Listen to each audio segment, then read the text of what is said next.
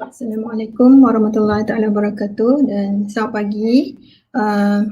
Terima kasih kepada semua yang menunggu untuk sesi live kita pada hari ini. So cikgu minta maaf kerana kita ambil masa sedikit hari inilah lambat sikit hari ni cikgu mula. So kita hari ni kita akan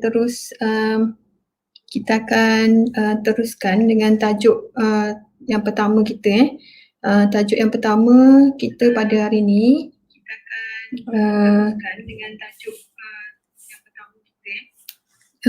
kita sambung daripada tajuk yang lepas, rangsangan dan tindak balas. Rangsangan dan tindak balas dalam manusia kan. So kita akan sambung daripada tajuk yang sebelum ni. Kita dah habis sampai rangsangan dan gerak badan manusia. Kita dah cover untuk deria-deria lah. Kita dah cover untuk deria mata, kita dah tengok mata, telinga. Kita dah tengok mata, telinga, struktur lidah kan. Kita dah tengok semua untuk yang pertama. So hari ni kita akan continue lah, kita akan sambung dengan tajuk yang seterusnya iaitu mekanisme pula mekanisme pendengaran, penglihatan, dan kita nak tengok beberapa masalah dari segi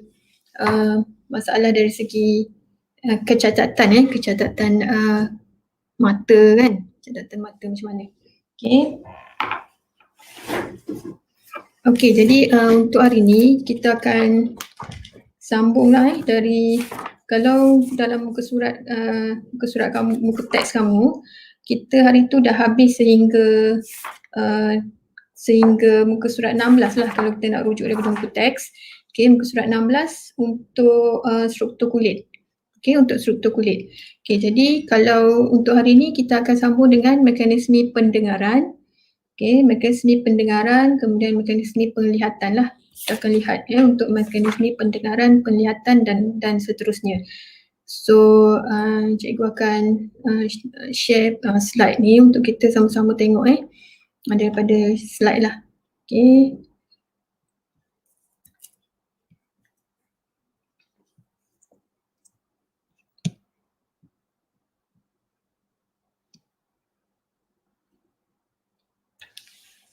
Jadi untuk mekanisme pendengaran dahulu.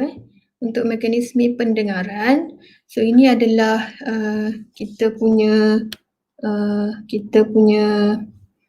paparan lah paparan kita macam ni lah. So kalau kita boleh tengok ini paparan yang sebenarnya lah yang sebenarnya yang kita boleh lihat lah. Kalau untuk mekanisme pendengaran, untuk mekanisme pendengaran kita akan lihat struktur telinga ni. Struktur telinga kita dah tengok pun struktur telinga ni kan. Sebelum ni kita dah tengok struktur telinga. Kita ada cuping telinga, salur, salur telinga, oksikel, otak, kita ada koklea, jendela bujur, genggaman telinga. Kemudian yang hari ni kita nak tengok macam mana proses tu mekanisme pendengaran tu, macam mana berlaku mekanisme pendengaran. Yang pertama sekali kita akan ada gelombang daripada cuping telinga tu. Daripada cuping telinga kita maksudnya bunyi tu akan masuk daripada cuping telinga lah.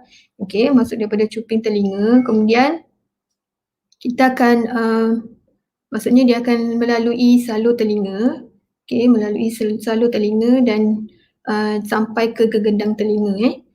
Sampai ke gegendang telinga, kemudian ke oksikel, melalui jendela bujur ni, melalui jendela bujur dan kemudian akan ke otak lah, koklea dan akan ke otak. Jadi kalau tengok daripada susunan tu, dia akan melalui sumber bunyi, cuping telinga, membawa bunyi lah, membawa bunyi. Kemudian dia akan ke salur telinga, bunyi lagi dalam bentuk bunyi lah, masuk ke gegendang telinga. Daripada gegendang telinga, dia akan masuk ke tulang oksikel tu dalam bentuk getaran. okey, dalam bentuk getaran. Jadi bila getaran tu dikesan di tulang osikel, kemudian getaran lagi akan sampai ke jendela bujur dan kemudian akan sampai ke koklia dalam bentuk getaran juga. Daripada sini, daripada jendela bujur ni dia akan ke koklia akan bawa ke saraf auditory dalam bentuk impuls saraf. Dalam bentuk impuls saraf. Kemudian saraf auditory akan bawa impuls saraf ni ke otak untuk ditafsirkan. Kemudian sampai pada otak, bunyi tu dapat ditafsirkan lah. Dalam bunyi tu ditafsirkan dalam bentuk apa dalam maksudnya bunyi apa otak akan nampak, otak akan faham sebagai bunyi apa maksudnya. Jadi itu adalah mekanisme untuk pendengaran, mekanisme pendengaran.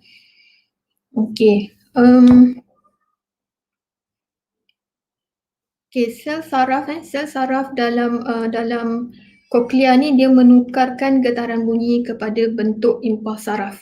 Kepada bentuk impuls saraf. Itu adalah dalam mekanisme pendengaran. Mekanisme pendengaran. So kita akan ke seterusnya untuk mekanisme penglihatan. Mekanisme penglihatan.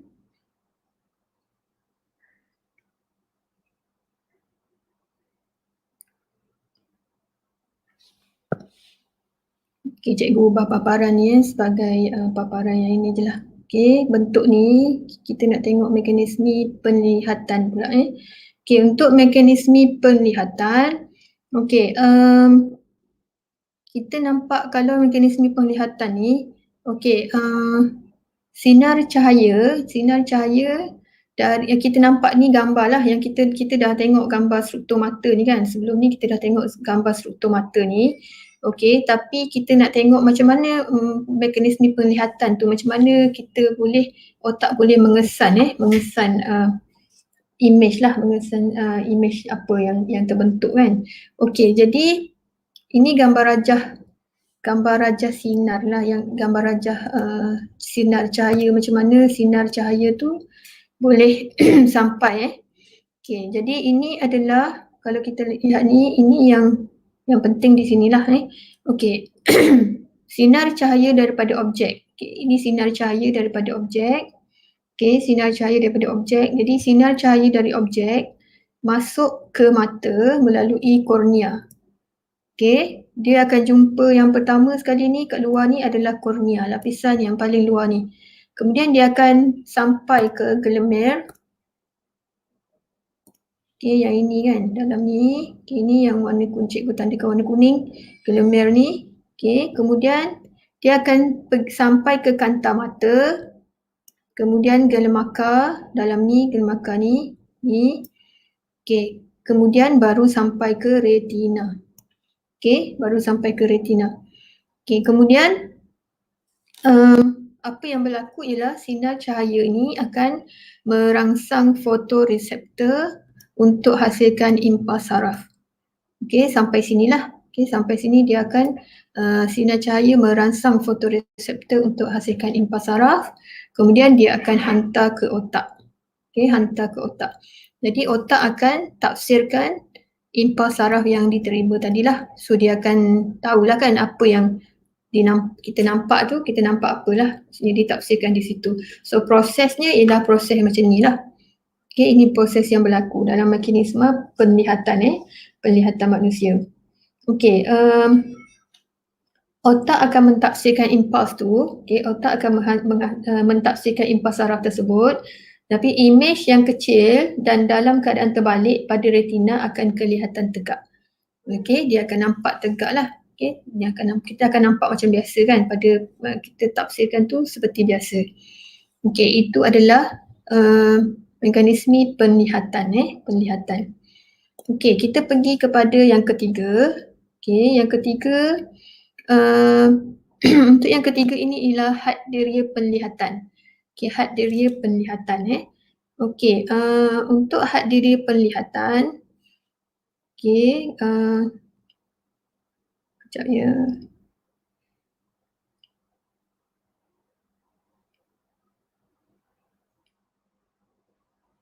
Okey, untuk had deria penglihatan, kita sebenarnya nak lihat had deria penglihatan ni setakat mana keupayaan mata kita untuk melihat objek. Okey, setakat mana keupayaan mata kita untuk melihat objek secara umumlah. Okey, sebab apa? Sebab kita tak akan dapat melihat objek yang terlalu kecil. Contoh kalau macam mikroorganisma, virus, bakteria kan, ataupun objek yang terlalu jauh.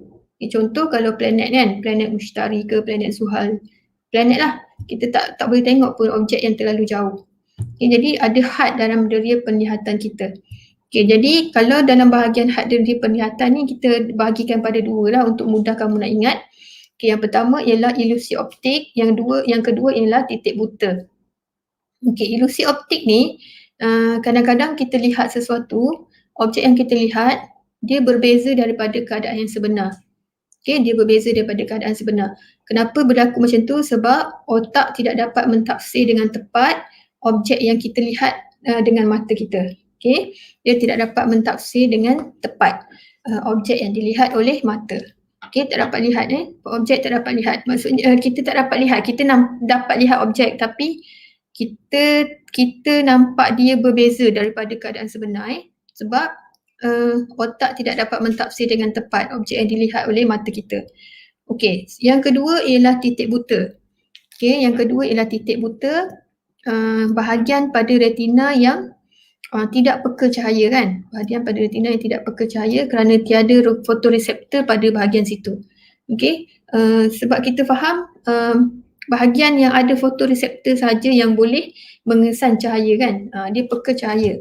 Tapi titik buta ni adalah bahagian pada retina yang tidak peka cahaya sebab pada bahagian tu tidak ada fotoreseptor. Okey, tidak ada fotoreseptor Okey. Itu ialah had deria penglihatan. Okey, kita tengok contoh dia. Contoh dia macam mana Contohnya kalau macam ni ilusi optik kan.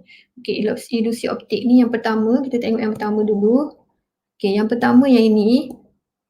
Okey, yang pertama yang ini. Yang ini garisan yang mana yang lebih panjang. Okey, kalau secara sekali imbas, kita akan lihat contoh kalau sekali imbas kita akan lihat okey, ini kan ada dua gambar ni.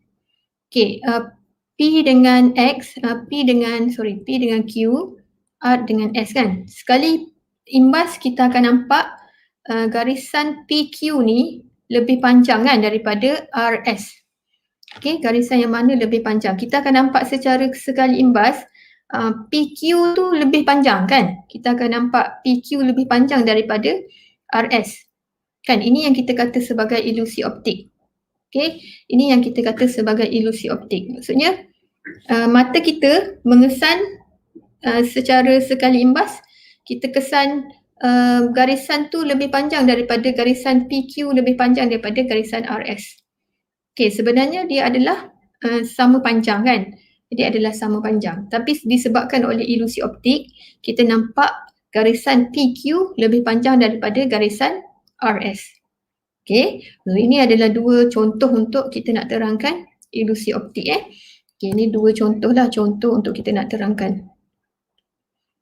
Contoh untuk ilusi optik. Okey. Okey, jadi contoh yang kedua. Okey, contoh yang kedua kalau kita lihat sebelah sini pula kan yang bulatan ni. Okey.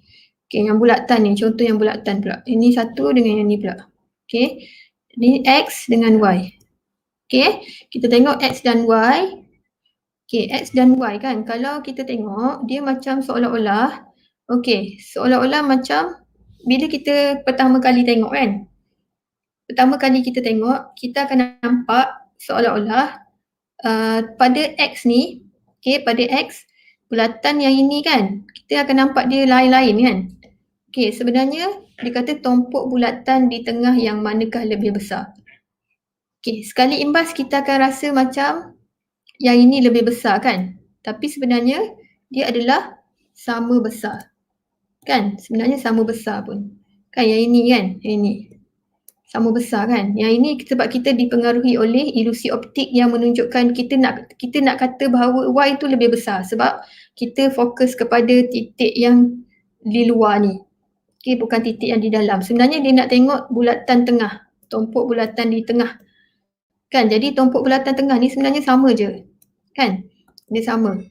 Tapi disebabkan ilusi optik, kita nampak bahawa Y ni lebih besar daripada X. Okay, kita nampak Y lebih besar daripada X. Kan, disebabkan oleh ilusi optik tadi. Okay. Yang seterusnya, ini dah Yang seterusnya, kita tengok, ni perbincangan pula. Okay, kita tengok apakah alat yang digunakan untuk mengatasi had deria penglihatan. Okey, namakan alat tersebut. Okey, disebabkan tadi kita dah fikir, kita dah cakap bahawa deria kita punya penglihatan ni ada had kan. Kita tak boleh nampak benda-benda kan. Benda yang jauh kita tak boleh nampak, benda yang jauh sangat kita tak nampak, benda yang dekat sangat kita tak nampak. Benda yang kecil sangat kita tak nampak, jauh sangat pun kita tak nampak. Jadi apakah alat kan? Kita dah ada alat untuk kita nak kesan, nak menolong kita untuk melihat, mengatasi had deria penglihatan ni. Okey, jadi kalau dalam apakah alat yang digunakan untuk mengatasi had deria penglihatan ni? Okey, yang pertama kita boleh bagi contoh kalau kita nak tengok contohnya ialah binokula kan, binokula. Ni lah macam teropong lah kan, teropong. Okey, ni teropong. Okey, kemudian kita ada apa lagi? Kita ada contohnya kalau kita nak tengok benda yang kecil kan. Okey, mikroskop cahaya. Okay, yang ni untuk lihat benda yang nampak. Jadi kita perlukan mikroskop cahaya. Okey, kemudian apa lagi yang kita boleh guna kan? Contoh lagi, kalau mungkin yang lebih kecil, kita ada contoh juga mikroskop imbasan elektron kan. Ini ada. Okey, awak boleh cari lagi lah ini boleh Google lah, boleh cari lagi maklumat ni yang berkaitan. Apa lagi teknologi yang kita ada untuk kita mengatasi had deria penglihatan. Okey. Okey, lagi apa? Kalau contohnya kalau macam kita nak tengok apa yang ada dalam perut kan, dalam perut ke kat mana-mana kan, menolong doktor untuk mengesan sesuatu ketidaknormalan dalam badan kita, ataupun ibu-ibu mengandung kan, dia nak tengok perkembangan bayi dalam kandungan. So dia boleh gunakan mesin ultra bunyi. Okay, so boleh nampak juga. Okay, boleh gunalah. Maksudnya yang kita tak nampak tu, kita boleh bantu kita untuk nampak. Yang dia boleh mengatasi had deria penglihatan kita tu. Okay. Kemudian kita ada juga mesin X-ray. Mesin X-ray kan. Yang ini lebih kepada untuk melihat sebarang masalah pada tulang lah. Okay, sebarang masalah pada tulang. Contoh kalau ada kemalangan kan. Ada kemalangan, kita ada kerosakan tulang kan, patah tulang kita bergeser ke, bergerak ke dan sebagainya. So itu adalah dari segi maksudnya kita boleh gunakan mesin X-ray tu. Okay, boleh gunakan mesin X-ray. Okay,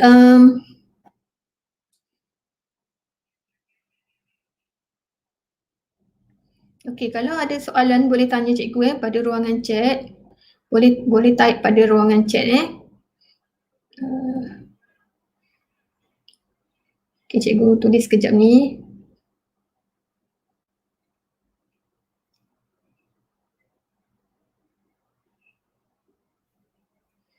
Okay, kemudian kita nak lihat kepada bahagian sini pula bahagian sini. Yang tu kita dah had deria penglihatan kita dah cover. Kita pergi kepada kecacatan penglihatan. Okay, yang ini kecacatan penglihatan ni. Okay, kita nak lihat dua masalah utamalah dalam kecacatan penglihatan ni. Okay, dan cara kita nak betulkan. Okay, yang pertama sekali ialah yang biasa kita dengar lah. Yang biasa kita dengar ni ialah rabun rabun jauh. Okay, rabun jauh. Rabun jauh Okey, ni rabun jauh Okey, rabun jauh secara definisinya ialah kita tidak dapat melihat objek jauh kita tak dapat melihat objek jauh dengan jelas. Okey, kalau orang yang rabun jauh, dia tak boleh lihat objek jauh dengan jelas. Biasanya dia akan nampak objek jauh tu kalau dia tak pakai cermin mata lah, tak dibantu oleh cermin mata, dia akan nampak objek jauh tu kabur lah, sama ada kabur ataupun dia akan nampak macam dua. Okey, dia akan nampak macam ada dua. Okey, ada dua, dia akan nampak macam berbalam lah, macam ada objek tapi ada berbalam nampak dua, ataupun dia boleh daripada jauh dia akan nampak susuk orang tu dia akan nampak lah. Muka dia nampak, tangan, badan kan, tapi secara detail, contoh kalau ini pengalaman cikgu lah secara detail dia tak boleh nampak kalau orang tu senyum ke kan, orang tu sedang senyum masam ke, dia tak akan nampak mimik muka tu disebabkan oleh had penglihatan dia lah, dia rabun lah kan, dia rabun jauh dia tak akan nampak, kecuali kalau dia pergi dekat baru dia nampak mimik tu. Okay, jadi itu adalah situasi sebenar keadaan di mana seseorang ni rabun jauh. Okay, dia tidak dapat melihat dengan jelas. Okay, ada dua keadaan rabun jauh. Ada dua keadaan orang yang rabun jauh ni. Okay, yang pertama sekali sama ada dia punya kanta mata ni terlalu tebal. Ini yang pertama. Okay, sama ada kanta mata dia terlalu tebal, ataupun yang kedua ialah kerana berbola mata dia terlalu panjang. Okay, yang ni cikgu lukis ni tak berapa jelas tapi ni kanta mata. Mungkin kanta mata dia terlalu tebal. Okay, terlalu tebal, ataupun berbola mata ni panjang sampai sini. Dia panjang kan, berbola mata dia panjang. Okay, berbola mata panjang. Ni contohlah contoh dua keadaan. Dua keadaan rabun jauh. Okay, dua keadaan rabun jauh. Satu ialah kanta mata terlalu tebal. Yang ni. Satu lagi ialah berbola mata terlalu panjang. Bola mata dia panjang kan, dia bukan bulat kan, dia lebih, dia panjang lah dia bukan keadaan yang asal.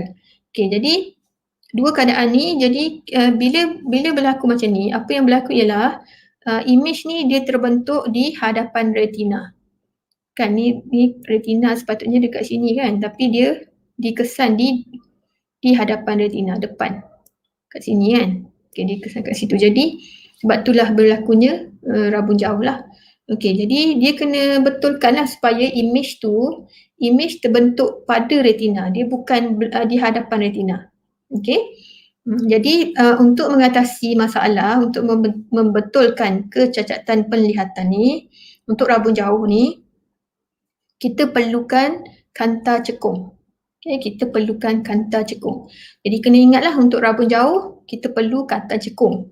Untuk rabun dekat, kita perlu betulkan dengan kanta cembung. Okay, yang ni kalau rabun jauh, dia memerlukan kanta cekung. Ini kanta cekung. Kanta cekung kan. Okay, jadi bila kita letak kanta cekung, okay, nampak image tu tadi dah dibetulkan. Okay, dia dah dibetulkan kan. Arah cahaya tu dah dibetulkan balik. Dia dah betulkan. Dia dah berada di pada retina dah. Okay, yang tadi sebab apa dia ada kecacatan tadi? Sebab image terbentuk di hadapan retina.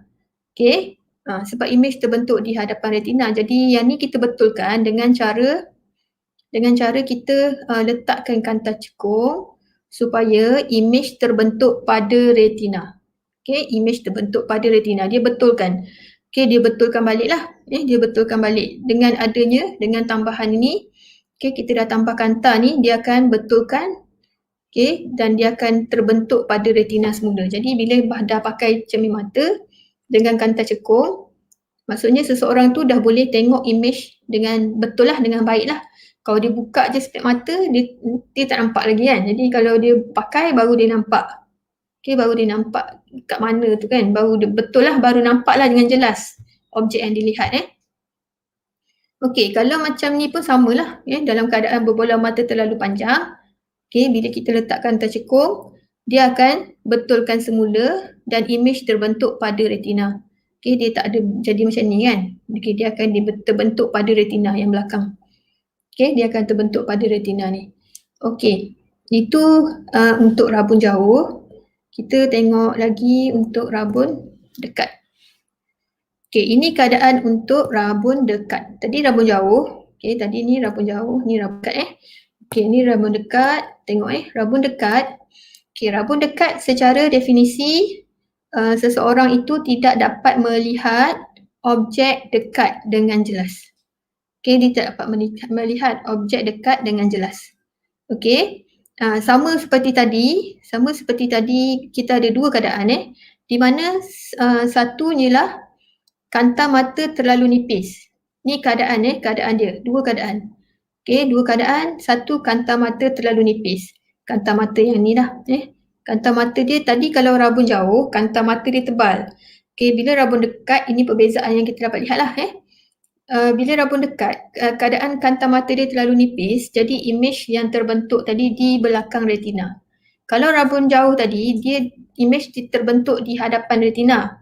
Okey, bila rabun dekat, image terbentuk di belakang retina. Okey, di belakang ni. Kat sini kan, dia dah keluar daripada retina ni, kawasan ni sepatutnya kat sini lah. Okey, dah keluar daripada sini lah, jadi kita kata dia di belakang retina Okey, dia boleh berlaku dalam dua keadaan. Satu ialah kanta mata terlalu nipis, satu ialah berbola mata terlalu pendek. Kan, yang ni berbola mata dia pendek kan, patutnya tak cukup lah jadi dia terbentuk di belakang retina. Okey, kemudian ini cara untuk kita atasi. Okey, bila bila rabun dekat, kita memerlukan kanta cembung kita memerlukan kanta cembung. Yang ini. Kan, jadi kita betulkan semula dengan kanta cembung. Kita betulkan semula dengan kanta cembung. Okey yang tadi ialah kanta cekung kan. Yang tadi kanta cekung, yang ni ialah kanta cembung. Okey, kanta cembung. Dia akan kita letak di situ, jadi dia akan betulkan. Okey, dia akan betulkan. Kemudian kita akan dapat kita betulkanlah kedudukan tu kan. Jadi image terbentuk pada retina semula. Okey, barulah kita dapat betulkan kecacatan tu. Okey, ni kanta tadi kan. Okey, ni kanta cembung. Kita betulkan semula. Okey, dengan adanya kanta cembung, cahaya dapat dibetulkan balik lah. Objek tu, daripada objek tu kita dapat betulkan balik, jadi image terbentuk pada retina semula. Kan dia berada di tempat yang betul lah maksudnya kan. Dia tak ada, yang tadi dia berada di hadapan. Okey, awak kena ingat ni sebab dia akan bertukar nanti kan. Biasa pelajar tak boleh ingat. Dia tak boleh ni ataupun dia akan confuse nanti. So apa yang kena ingat ialah rabun jauh. Okey, rabun jauh kita guna kanta cekung. Rabun dekat kita guna kanta cembung. Okey, image terbentuk, rabun jauh terbentuk di hadapan retina. Kalau rabun dekat, image terbentuk di belakang retina. Jadi dua-dua keadaan kita nak betulkan supaya image terbentuk pada retina. Okey, so itu keadaannya. Itu keadaan dia lah, dua keadaan kena bezakan, kena tahu bezakan lah sebab kalau nak fahamkan konsep tu memang macam tu lah Nanti kalau dalam bentuk soalan lain pula nak jawab dalam bentuk soalan nanti. Bila jawab dalam bentuk soalan, kamu kena tahu nak plot arah sinar cahaya tu. Kan, dia berada di mana kan, belakang retina kat mana, okey, pada retina kat mana. Kan, ataupun bila kanta cekung, macam mana bentuk kita nak lukis tu. Kan, nak lukis sinar cahaya dia tu. Cahaya masuk tu kan. Okey, jadi seterusnya kita pergi kepada yang ini kita pergi kepada yang ni pula. Yang ni dah habis untuk yang kecacatan penglihatan dan cara membetulkan. Okey, yang ada satu lagi sebenarnya. Okey, ada satu lagi ialah kita panggil dia astigmatisme astigmatisme. Ada satu lagi. Kalau kamu tengok dalam buku teks ada satu lagi kecacatan mata yang ketiga dipanggil astigmatisme. Okey, ada satu lagi. Yang ini kita panggil dia kecacatan mata juga. Dia panggil astigmatisme ni. Dia keadaan di mana kita melihat sebahagian objek lebih jelas daripada sebahagian yang lain. Okey, kita lihat objek ada bahagian jelas, ada bahagian tak jelas. Okey. Yang ni kamu boleh tengok balik dalam buku teks ada ni, bahagian ni sebab ini sikit je, cikgu tak review dalam nota ni. Okey, dia ada sikit lah Jadi maksudnya dia nampak satu bahagian jelas, satu bahagian tak jelas jadi dia yang ni disebabkan oleh permukaan lengkungan kornea atau kanta yang tidak sekata Yang ni melibatkan kanta dan kornea. Kornea tak sekata dia tak sekata. jadi dia tak nampak dengan jelas kan.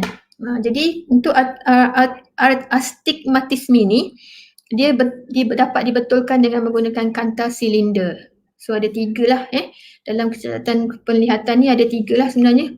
Okey, rabun jauh, rabun dekat dengan astigmatisme, 3 keadaan Okey, yang tu cikgu tak cover lah dalam nota ni, tak ada tak cover Okey,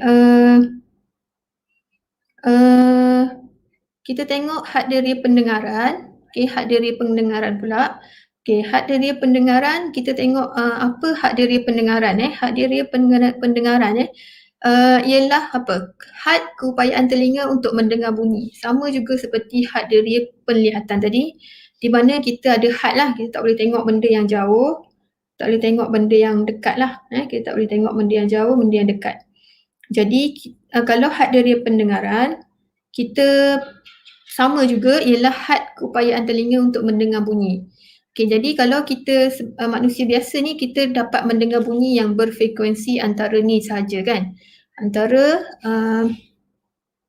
kita dapat dengar antara 20 Hz hingga 20,000 Hz. Okey, dan kita berbeza mengikut range lah untuk setiap individu. Okey, berbeza mengikut range setiap individu lah.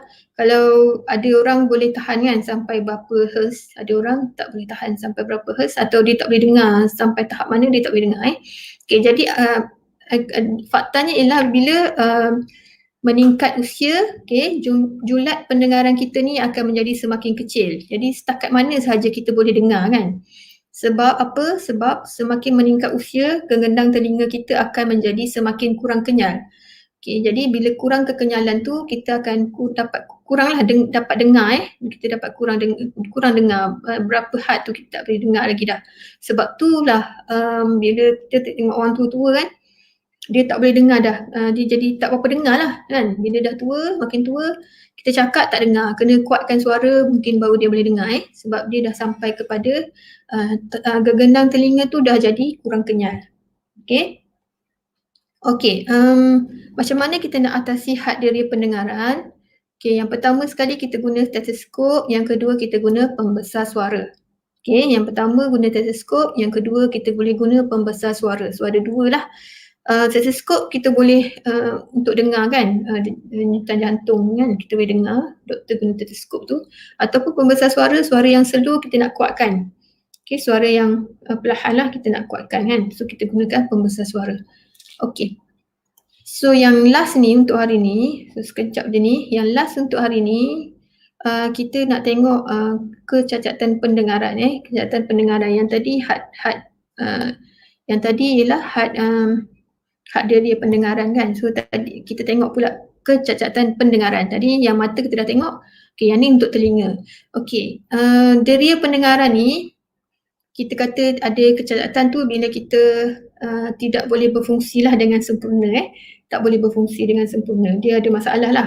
Okey, jadi masalah ni boleh disebabkan oleh apa? Untuk telinga kita ni kan, yang pertama sekali dia boleh jadi jangkitan mikroisma, ataupun kita mengalami kecederaan, faktor penuaan, ataupun kita mendengar bunyi yang terlalu kuat. Okey, kita mendengar bunyi yang terlalu kuat, berlarutan bunyi yang berlarutan lah. Macam contoh kalau pekerja-pekerja yang bekerja dalam kilang yang bunyi kuat lah, maksudnya hari-hari dengar bunyi yang kuat kuat sangat kan. Jadi lama-lama mungkin akan menyebabkan kecacatan lah telinga tu dah jadi kurang dengar sebab terlalu dengar bunyi yang kuat Okey, jadi kerosakan pada gegendang, kita dah discuss dulu sebelum ni. Kerosakan pada gegendang telinga kita ni atau osikel, kita masih boleh betulkan dengan ubat atau pembedahan.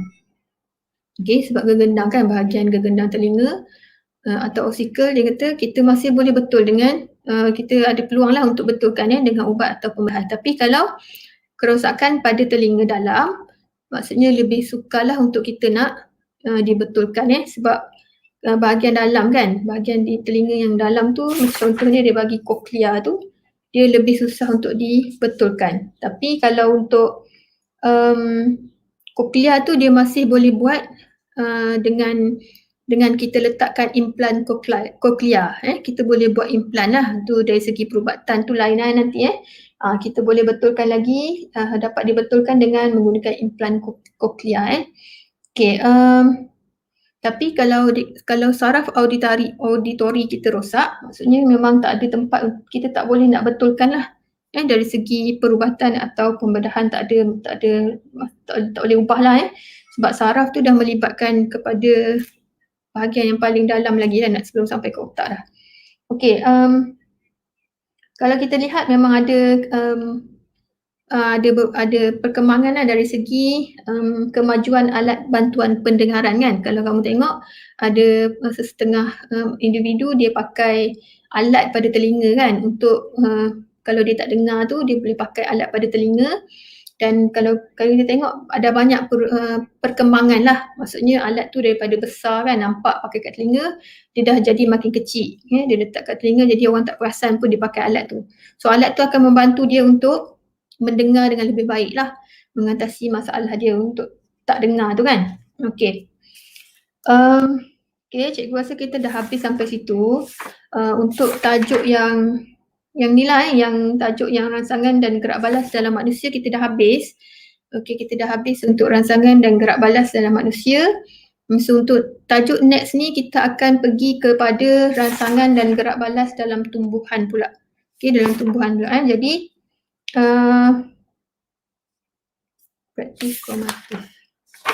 Okey, jadi untuk hari ni cikgu nak kamu buat untuk untuk hari ni boleh untuk hari ni kamu boleh buat untuk tugasan tugasan hari ni.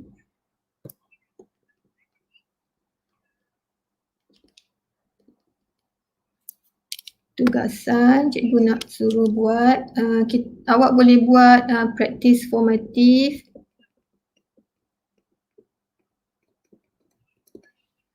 1.2. Ini muka surat 29. Okey, so cikgu nak, soalan dia senang je. Okey, soalan dia sebab mudah je kan, soalan pendek-pendek je. Jadi cikgu nak awak buat semua 1 hingga 6. Okey, soalan 1 hingga 6. Sebab ni senang je ni. Bukan senang lah, maksudnya sikit je kan, sikit je. Soalan dia daripada soalan 1 hingga 6. Yang soalan 1 tu cuma kamu masukkan saja mengikut mekanisme penglihatan cikgu dah bagi tadi. So lepas ni boleh ulang-ulang kan, boleh ulang-ulang tengok video cikgu ni. Lepas tu kamu boleh isi lah ataupun boleh tengok buku teks, rujuk balik semula. Okey, nombor 2 dia tanya struktur telinga yang manakah tidak mempengaruhi mekanisme pendengaran sekiranya rosak kan. Okey, struktur mana yang tak mempengaruhi kalau bahagian telinga, struktur mana yang tak ada mempengaruhi mekanisme pendengaran, dia kata kalau rosak. Okey. Okey, yang ketiga, di manakah kedudukan sel deria bau? Okey, soalan ketiga. Soalan keempat, 5 rasa yang boleh dirasa oleh lidah. Soalan mudah-mudah saja so boleh buat soalan pendek-pendek saja. Pendek-pendek saja.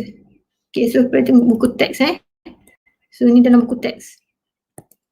Okey, dalam buku teks kemudian nyatakan 2 faktor yang mempengaruhi kepekaan kulit terhadap rangsangan. Yang ni boleh rujuk lah, 2 faktor yang mempengaruhi kepekaan kulit kepada rangsangan. Kulit tu permukaan dia tebal ke nipis ke kan.